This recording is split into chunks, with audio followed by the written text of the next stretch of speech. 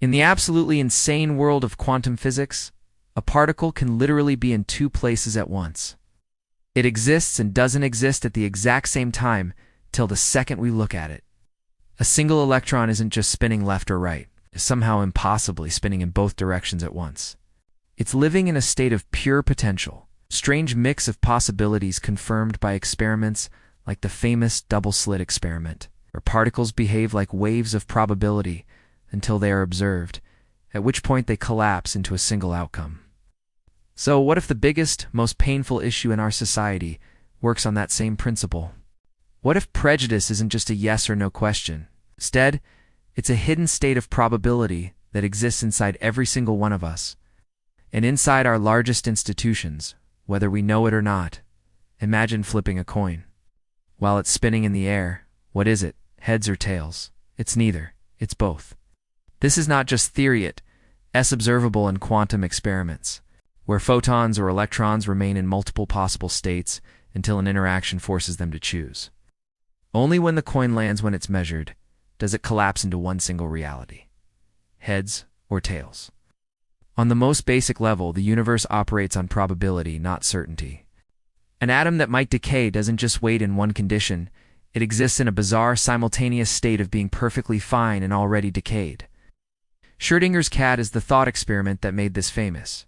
In a closed box, the cat is both alive and dead until the box is opened. Socially, we live in a similar kind of uncertainty. Ask most people, and they'll say, "I am not racist." They consciously believe in fairness, equality, and judging people for who they are. But neuroscience and psychology tell us something deeper.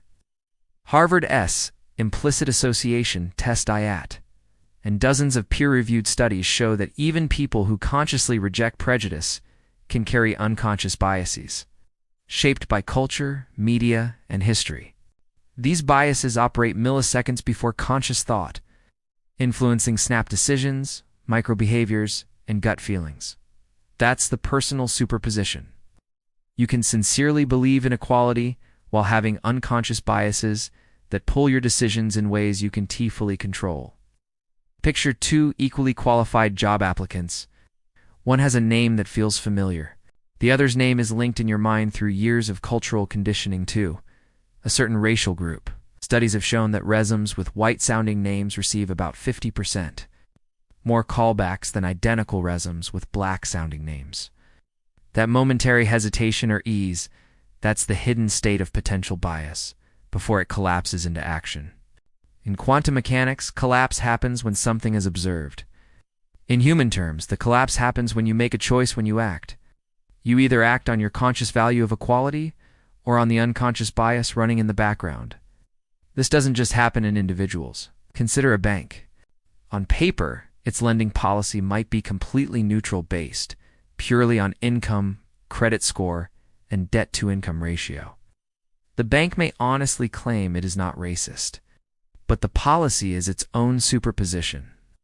When applied in a real-world society where certain racial groups have been denied generational access to wealth, that neutral policy collapses into unequal outcomes. A 2021 study by the National Community Reinvestment Coalition found that black applicants are denied home loans at significantly higher rates than white applicants with similar financial profiles. No single bad actor is required. The system itself carries the probabilities of discrimination, and applying it forces those probabilities to become real. And then there's quantum entanglement.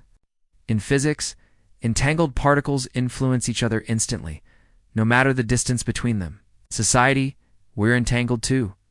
Personal biases linked to company policies. Those policies are linked to historical injustices. History is tied to economic structures, housing patterns, school funding, and media representation. You can't pull one thread without moving all the others. This is why blaming a single person or institution is never enough. We re-in a collective superposition as a nation, professing liberty and justice for all, while simultaneously living in a reality of deep racial inequality. We are the country that elected a black president, and the country where the racial wealth gap remains nearly unchanged since the 1960s. If this is the case, what do we do? In quantum mechanics, the observer doesn't just watch, they help determine reality. The double slit experiment proves that simply measuring a system changes its outcome. In our social lives, this means the answer isn't to deny the possibility of bias. It's to become a conscious observer. Being a conscious observer means regularly asking yourself, what are my probabilities right now? What hidden biases might be influencing me? It means noticing the subtle, reflexive responses and choosing to collapse your decision toward fairness, empathy, and inclusion. It also means applying the same observation to institutions. Judge systems not by their mission statements, but by their measurable results. If a school district claims equality but produces wildly different graduation rates by race, that's a collapsed reality that must be addressed. Racism is not a permanent stain, only some people have it. It's a shared wave of probability flowing through history, policies, and individual minds. And the hopeful, scientifically supported truth is this: observers have power. We can influence which version of reality takes shape. If this gave you a new way to think about things, subscribe for more challenges to how we see the world. And in the comments, share one place in yourself or in society where you will commit to being a conscious observer. The act of observation itself may be the most powerful step we have toward justice.